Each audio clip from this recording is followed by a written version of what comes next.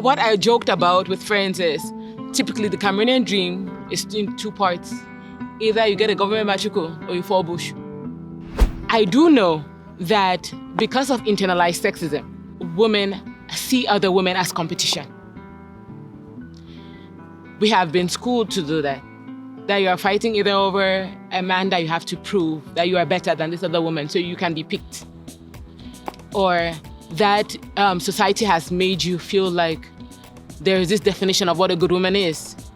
So you see the other person as someone that you have to defeat for the title of good.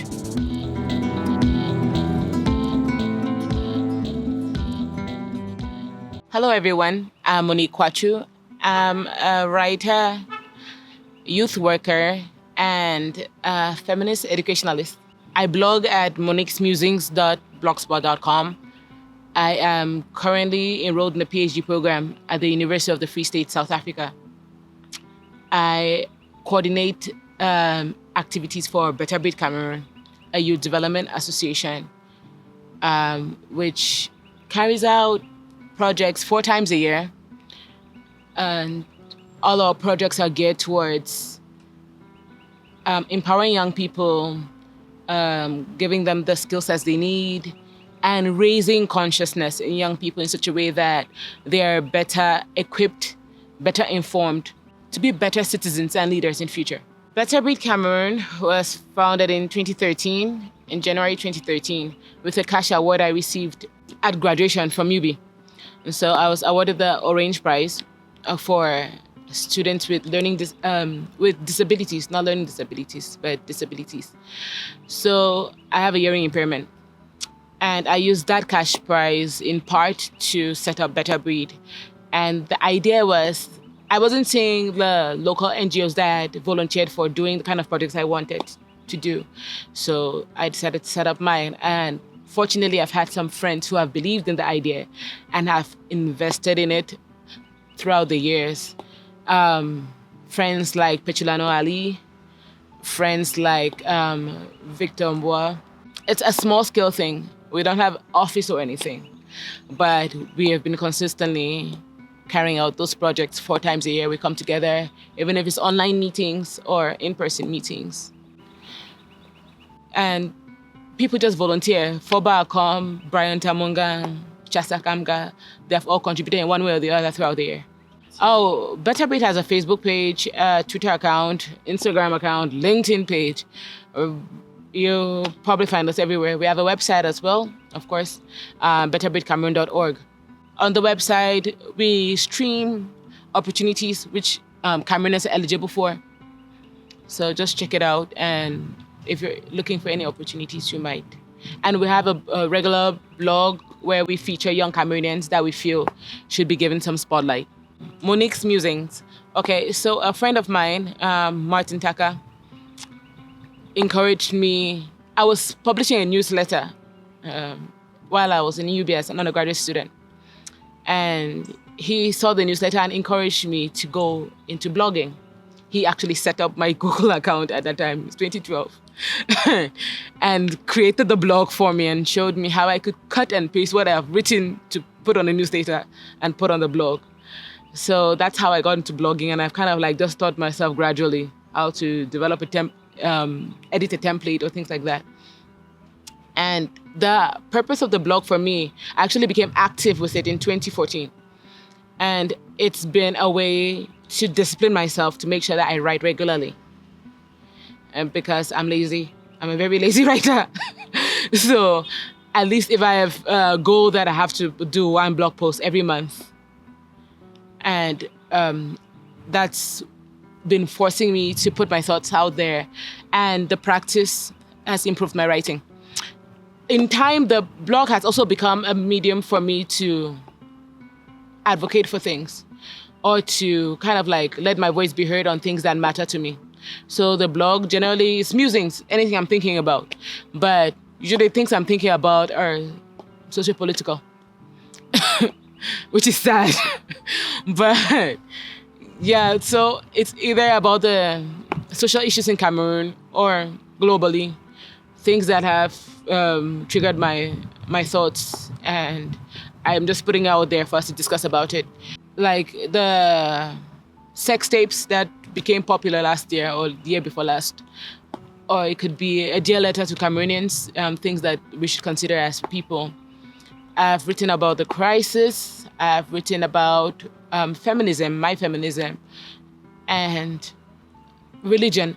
Oh yes, last year, January, I actually began a different page. So I blog twice a month now. My regular musings post, and then I have an about my faith page where what I'm doing is basically chronicling my Christian journey. You can, I've shared my testimony in writing, what being a Christian means to me and where I am along the journey. Kind of like, I think for me, it's a way to make the gospel real and not coming from somebody that's a pastor, somebody that's struggling with it and relating with people. So you can check that out as well. If my ambitions include working in a particular sector or influencing in a particular way or doing something I know that I feel called to do, this is not the space that I can do it. It depends on what you want from life. That determines in part where you're going to stay. So it's not like I'm saying this country is bad. No. For some people, it is good. It depends on what you want. But for me, it would be like, you have wasted a lot of years of schooling and a lot of investment in your schooling, because that investment came into you because of who you are and the country you're in. I've literally lived all my life on scholarship. So it's like a lot of people invested in you knowing that you are going to do something in that country, or at least within your community, not even don't affect the country a little bit, the little part that you can. And yes, you can affect that community from the US, but I feel I'd be more impactful if I was there. So it depends. I teach gender studies. Gender is something that is very, very dependent, socio-normative. It's very dependent on the culture of the society, on the people. How we construct gender, it's a social construct. It depends on the time, on the place. So how gender studies will need to be taught in the US is very different from how gender studies will need to be taught in Cameroon. I am more informed to teach gender studies from a Cameroonian perspective.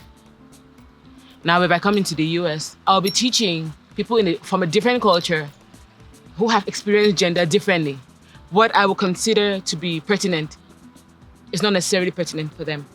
And what they consider to be pertinent is not something I have even considered or studied or problematized. Do you understand? So I will not be an effective teacher here. I'll be a limited teacher here. What I joked about with friends is typically the Cameroonian dream is in two parts. Either you get a government matricle or you fall bush. So those are our dreams.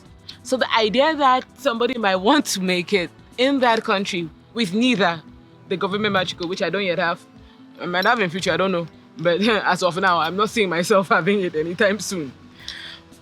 Or the idea of falling bush and staying there, and then like just visiting as a bush faller during holidays. So for a lot of people, those are the two dreams. Those are the two popular dreams. So you kind of become an oddity when you're presented that dream and your dream is different. You, in fact, have been told to be more ambitious. With all we have to overcome in patriarchal societies, I think the energy we have just putting up with it on a regular basis is a superpower. So that's why I like the t-shirt. Although I'm fortunate, my handicap is not something that actually is a handicap. I'm not really held back by it because in this age of technology, I can text instead of call. I've been privileged to go to schools where you can basically have a real communication with your teachers. So I was not in the University of Yaoundé. One day you can say I'm 1 in 1,000 in the hall and I'll not be able to hear anything. So it's difficult, but not impossible. Challenges in terms of fighting what society expects of you. Challenges, financial. But I'm not going to complain about that because I know there are a lot of people that are worse than me. Monique Kwachu on, whether it's LinkedIn or Facebook or Twitter or whatever, Monique Kwachu on that place is not the Monique Kwachu you know. It's not the full me. It's probably 2/10 of who I am. Perhaps I'll share a bit of my Christian struggles. I'll share a bit of my daily life, and I'll share a bit of my career. But we don't share the full details on social media. So don't look at anybody on there and think that they have made it, especially when you don't know what the person actually wants to be. So you can't actually grade whether they have made it or not. I would definitely tell any young person to be themselves and try to live their purpose. If they think that they admire me for something, it should be because I am fortunate to know what I want, even if I have not achieved it yet. I'm fortunate to have, I believe, found my purpose.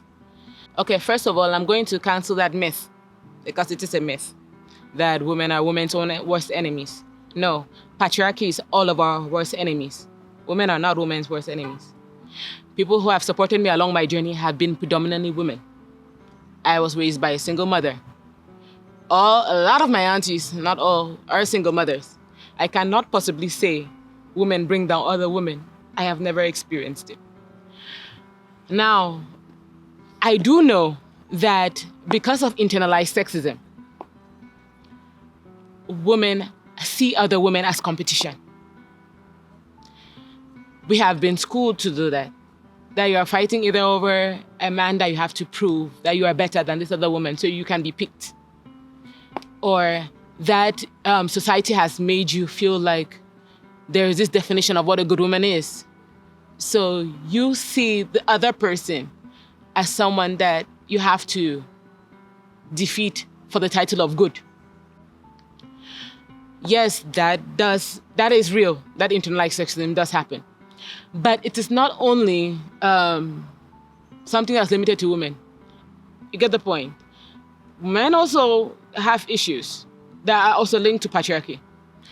And I can't hammer on saying that I'm going to give a message to women that you should not hate your fellow women. No. I'm going to give a message to all of us that we should please learn what feminism actually is. One, find a dictionary definition, not what you heard online. And two, also know that in defeating patriarchy, in defeating sexism, we are freeing all of us. And you as a man will also be removing yourself from the shackles that society has put on you that says that you have to be the breadwinner, you have to be strong, you have to be violent, you have to be powerful, you have to be feared. Somebody must submit to you. So there are a lot of these notions are all linked to patriarchy. That's what I'm saying. All of us. I can't say I'm going to say anything to women in particularly. So I can speak to both genders. But the basic definition of feminism is the belief and the movement. It's two things. It's a belief and a movement that advocates for equal rights, equal treatment, equal opportunity, and equal resources between the genders. It recognizes that one gender has been subordinated historically all over the world. And it asks that, and it says this is not supposed to be. So what should be is that I should be able to get the same pay as you. If smoking is bad in a man, if smoking is bad in a woman, it should be as equally bad in a man. If drinking is bad in a woman, it should be as equally bad in a man. If having slept with 50 people is condemned in a woman, it should be as equally condemned in a man. We should have the same rights and the same responsibilities. So yes, if both of us are dating at the university at undergrad, I should not expect my boyfriend to be the one paying the bill all the time. But then you should not also expect that, society should also expect that the girl that has been kept in the house while the boy goes out will have the same resources. When you have gotten used to having privilege, when somebody else is asking for equality, you think that that person is attacking you. The same thing that happens with every movement.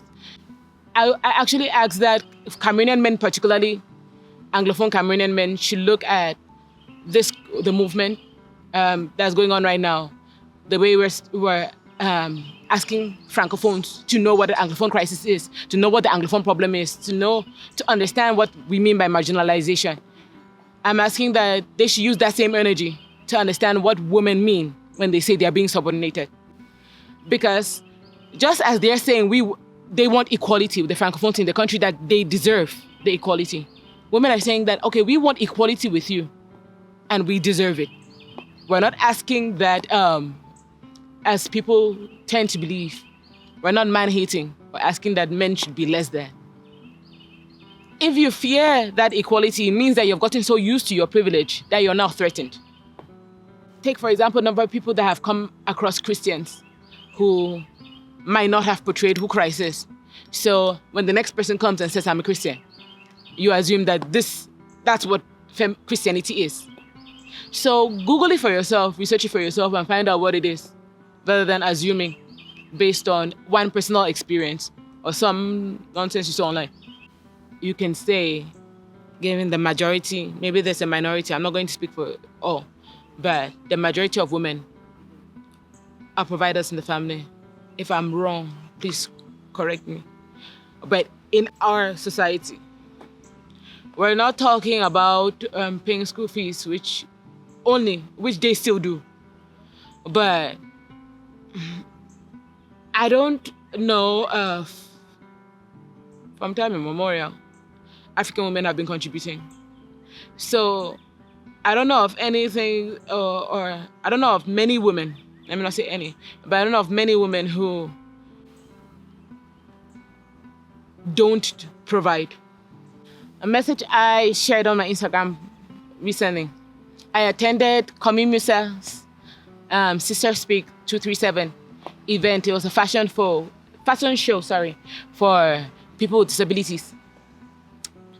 And at the end of the show, she thanked a dozen people who volunteered their time, their money, their skills to put on the show with her. And the show is something that means a lot to her because she has a disabled father. At the end of that show, I was so inspired and hopeful. I was from Boya, the show held in Yaoundé. And you can feel desolate when you're leaving and the next day lockdown is starting or goes down, something like that. But these people left from Bamenda, they left from Boya, everybody, they came, they put in work for something like this. So if I had to tell Cameroonians something, I would say there's hope, because there are people like that. We are the hope. For every volunteer and for every person that tries to do something, although the country can suffocate you, but the fact that there are those people, we should be a bit more hopeful. So I'm Monique Kwachu, and thanks for your time. Thanks for featuring me. I appreciate it.